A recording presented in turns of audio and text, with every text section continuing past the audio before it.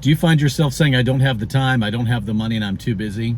If you have fallen prey to those classic three, I don't want to call them excuses, but they become excuses. We use them as an excuse as though they have more reality than the fact that we can choose to alter all three of those points. For instance, I don't have the time. Well, we have the time for a lot of other things.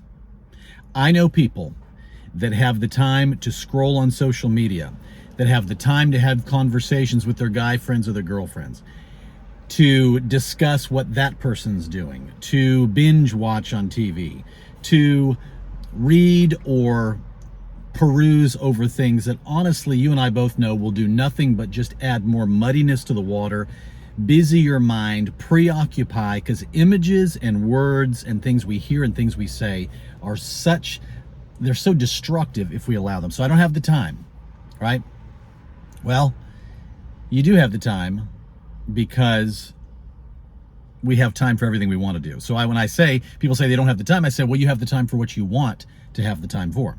I don't have the money. Oh, well, isn't it amazing that the same people, and this is not pointing fingers, guys. I mean, people appreciate truth. And so that's why I do this. You want to change your lives. You want to be that entrepreneur. You want to outlive your critics. You want to be the person that defies what's happening in the world and what the political climate says and what the economy says and if there's a recession or not or whatever. So when people say, I don't have the money, the funny thing is we have the money for the things we want to have the money for. See, something could be $1, something could be free, but if it's not valuable to you, it's too expensive. But something could cost 100,000, something could cost 1,000,000. And if it's something that brings a feeling and it's something that brings value to you, suddenly it's not too much. We have the money for what we value.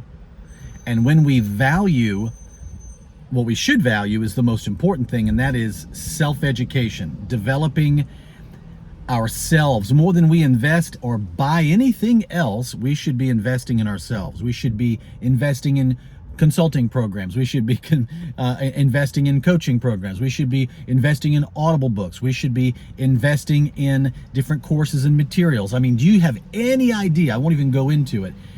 I have spent so much money over the last few years just developing me, right?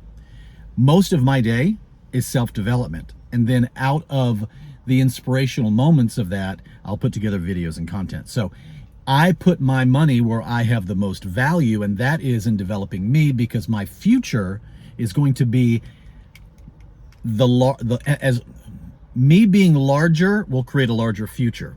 Me being smaller and more consumed with the daily minutia will cause the minutia to be the thing that I focus on, and my future will shrink. My kids can't afford that. My calling, the vision I have, the vision my family has, the vision my wife and I have, and being that example and being a champion for our children is the greatest gift you could ever give them. So I don't have the time. Yes, you do. You have the time for what you value. Let's just get real honest with that. I don't have the money. No, we have the money for that which we value.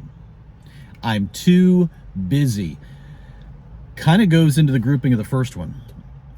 I'm too busy is simply because we've reallocated the time that we do have, or the time that we've made, for other things. You know, you'll ask anybody that's extremely wealthy, you'll say, how did you do it? And the conversation eventually comes up to compression of time frames. They just did more in less time. The average person takes a month or 2 months or 3 months to do something. They get it done in a day, 2 days, 3 days, week at the most, right? What takes us a year, right? They get it done in 30 days. And so what happens is you compress profitability in your lifetime into a smaller and smaller window. And so what happens is people create enough revenue. We've done this. We've made lifetimes, many lifetimes of income for the average person. Why? Because we've compressed more activity and more profitable income producing activities in smaller compressed windows. And we didn't drag it along for years or allow a job to be that which tells us how much and how long it will take us to get X, Y, or Z. I don't have the time. I don't have the money. I'm too busy. I choose to say no a lot. I choose to remove the busy out of my life. I choose to not look at stuff, right? We'll go back to another biblical precedent. You know, I love that. And it says, you know, I've made a covenant with my eyes, with my mouth, and with my ears. I'm not going to listen to worthless stuff. I'm not going to look at worthless stuff, and I'm not going to talk about worthless stuff. Because another thing is, I know people, right, that are so consumed with the content that they've let in their eyes, or that they talk about or they listen to, that they're not even free. They're, in the nighttime, they dream about it. During the day, they think about it. When they have a down moment, they're consumed with it. They're consumed with busy thoughts and banter and noise. And sometimes it's very bad stuff, right? People that have just consumed themselves or chosen to consume very questionable things, it begins to erode your heart, it erodes your spirit, it erodes your mind, and you can't even think lofty things. You can't even think entrepreneurial thoughts.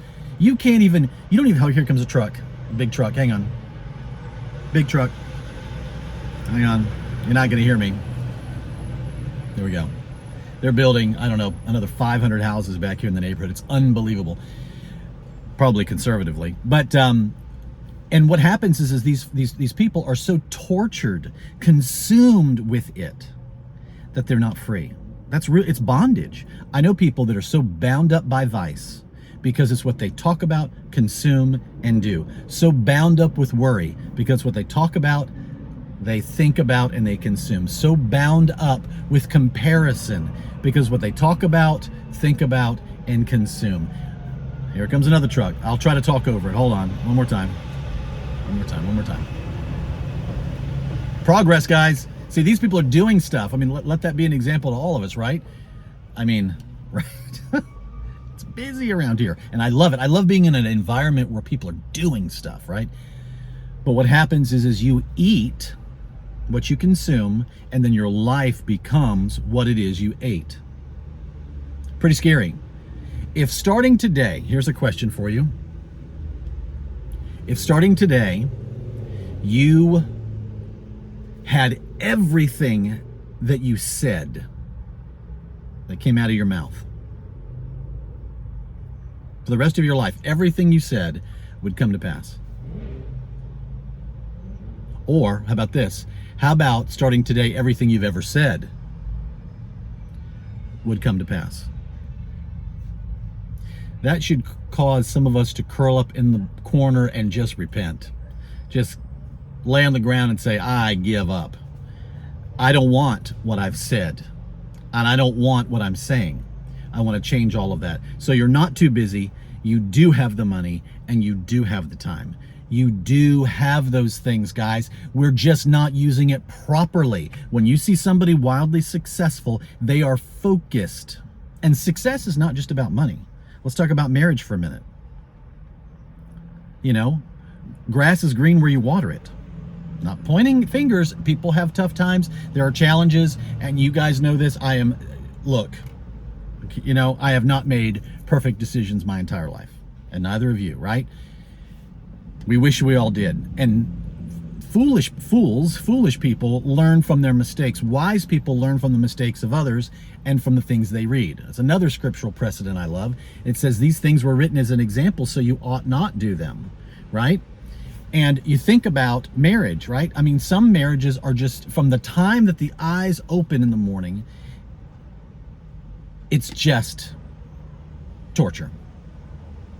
There's edginess in the air. There's no communication. You're not fixing my problems. You're not fixing my problems, back and forth. None of the dimensions of the marriage are celebrated or beautiful. I had a lady tell me one time, she goes, Gabriel, you and your wife work together, right? I'm like, yeah, we love it. She goes, oh gosh, I'd kill my husband. And she went off on this whole thing.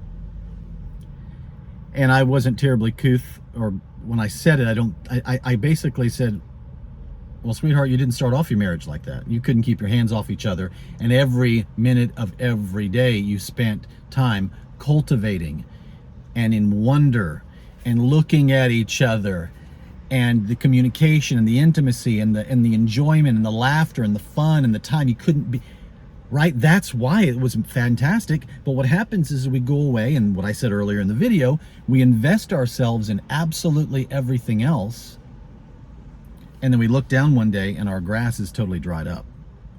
I'm talking about business. I'm talking about marriage. I'm talking about as an entrepreneur, as a person I know people that can't even think clean thoughts. They're so consumed with perverseness and ugly things and innuendo and foul language. You can't even have a conversation without them steering it to something perverse. That is bondage, folks. If you have a hard time just thinking about hope, I know people that I can't even have conversations with about hope. I say, what's your vision? They go, what do you mean vision? And they get kind of ticked off. What are your goals? What do you mean goals? Right? Hey, 5 years from today, what does your life look like? 5 years? Heck, I don't even know what's happening in the next 5 minutes, blah, blah, blah.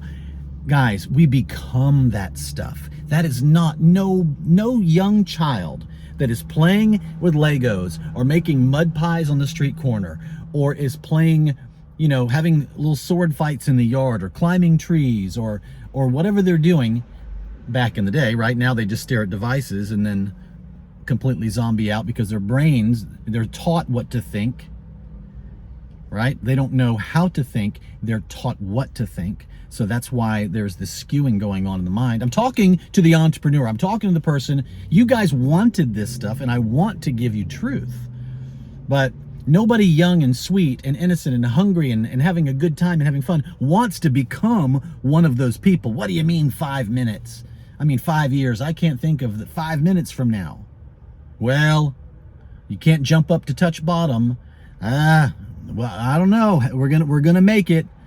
And I can't, it's not that I don't love or have those conversations with those people, but I do not invest a lot of time if somebody is choosing to become that person. And if they are choosing to stay there, then I cannot spend my time in that environment.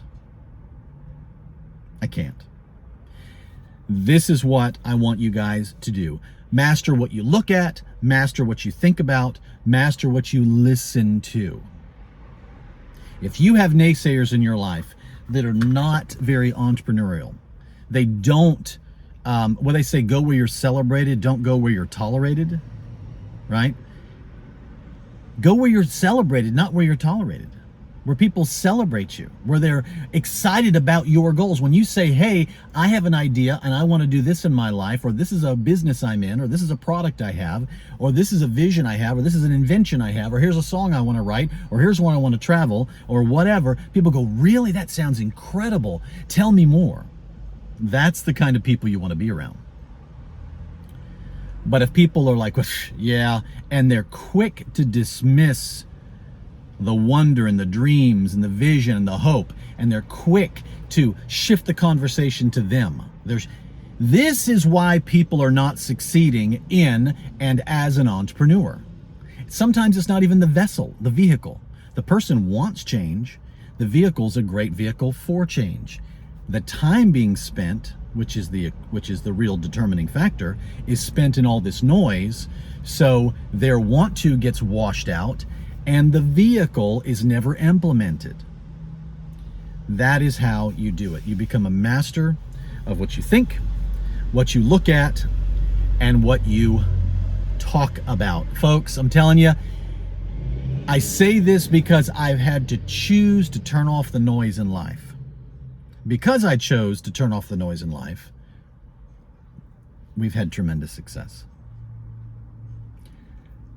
But because I've chosen to turn off the noise in life, I'm very hyper aware now of the things that steal my time or distract from those things that truly matter, right? I can't let life's noise cause me to have my mind spinning, so I can't even think about my kids or be with my kids, even though I retired my wife years ago, 14 years ago, and I've been with her and the kids ever since, right? Every day, all the time is what we do.